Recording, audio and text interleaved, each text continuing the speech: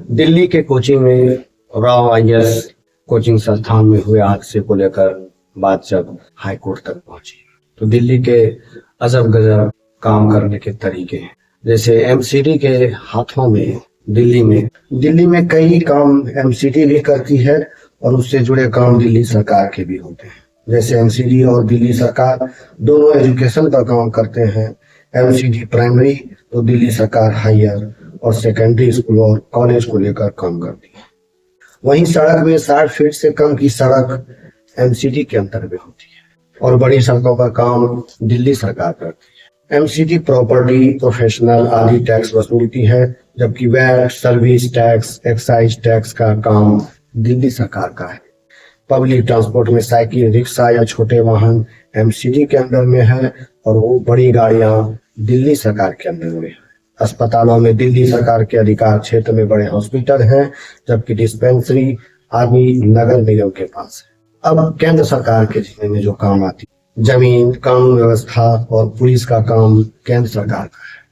ये पुलिस व्यवस्था केंद्र सरकार अपने जिम्मे में रखी हुई। आपको बता दें कि देश के सभी केंद्र शासित प्रदेश पर सेक्शन 239 लागू होता है, लेकिन दिल्ली पर 239 ए और 239 ए भी लागू होते हैं। ये दिल्ली को अन्य केंद्र शासित प्रदेश से अलग बनाते हैं। इसके साथ ही केंद्र और दिल्ली की सरकार अगर किसी एक मुद्दे पर कानून बनाती है तो केंद्र का कानून क्षेत्र में लागू होता है। यह है केंद्र सरकार और एमसीडी के कार्यक्रम। राव आईएएस कोचिंग में हुए हादसे को लेकर जब हाई कोर्ट ने सवाल पूछा तो उसमें एमसीडी वालों ने कई तरह के कमियां गिनाई।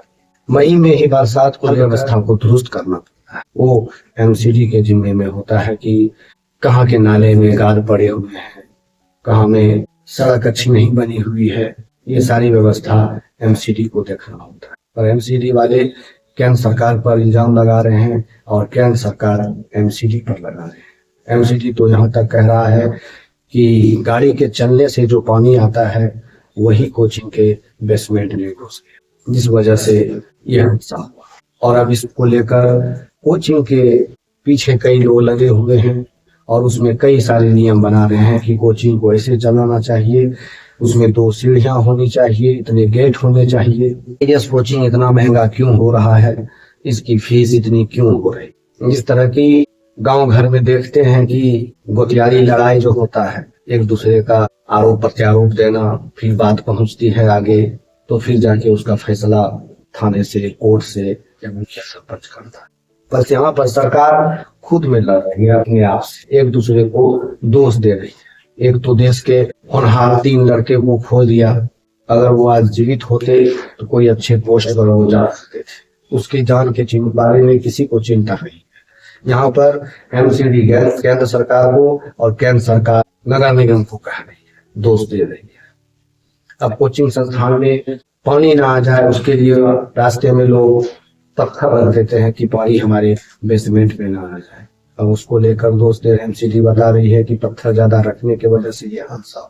पर यहाँ पर ठेले वाले, रिक्शे वाले, ये जो भीड़ लगाए हुए हैं, रोड को जाम किए हुए हैं, ये किसकी अनुमति से हो रहा है। अगर जांच होनी चाहिए तो हर किसी की जांच होनी चाहिए और ये जिम्मेवारी केंद्र सरकार के हाथों जो पुलिस की जिम्मेवारी है उसके मिलीभगत से हो रही है। इस पर किसी का ध्यान नहीं जा रहा है।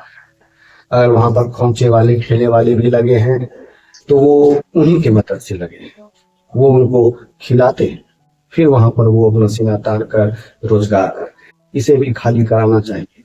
सिर्फ कोचिंग के पीछे लग जाने से समस्या का निदान संभव नहीं है। आज कोचिंग में घटना हुआ है तो आप लोगों का आंख खुला है, पर वहां पर जो जाम की समस्या है, पुलिस वाले जो लेकर गलत सलत करवा रहे हैं, जाम लगवा रहे हैं, उसकी जांच कब होगी। ठीक है, समय समय की बात है, जब नीट का एग्जाम क्वेश्चन पेपर लीक होता है, रेलवे का क्वेश्चन पेपर लीक होता है, तभी यही कोचिंग वाले विद्यार्थियों के साथ रहते हैं और सरकार के खिलाफ नारेबाजी भी करते हैं, उन्हें हिसाब भी दिलाते हैं।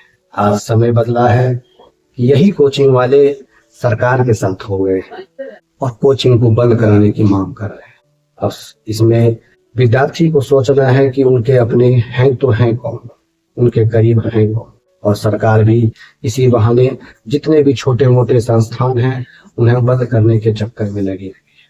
और जो बड़े हैं वो बड़े ही रहेंगे, क्योंकि वो भी वही करेंगे, सेटिंग वेटिंग कर कर अपना कोचिंग संस्थान चलाते रहेंगे। उनकी पहुंच भी बड़े बड़े नेता मंत्रियों से रहती है, वो तो वही करेंगे।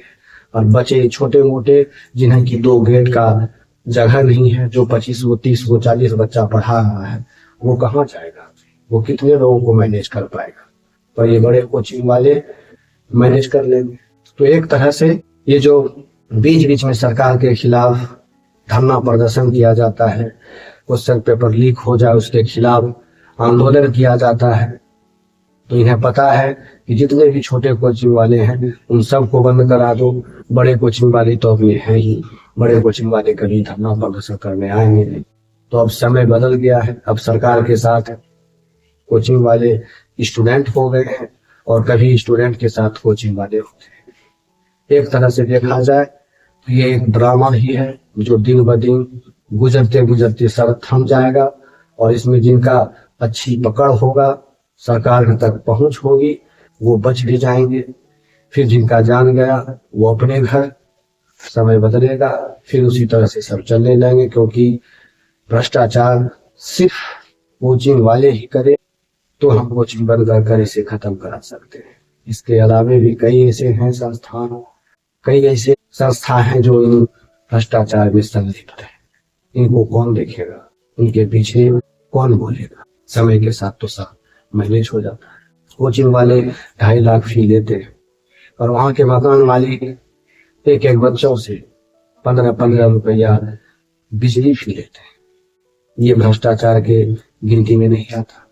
छोटे छोटे से रूम को, जो कि इसमें कि कुत्ते भी लोग नहीं रखते होंगे, वहां पर विद्यार्थियों को रखा जाता है और उस आवास का 10,000 15,000 हर मंथ लिया जाता है। ये भ्रष्टाचार नहीं हो रहा है।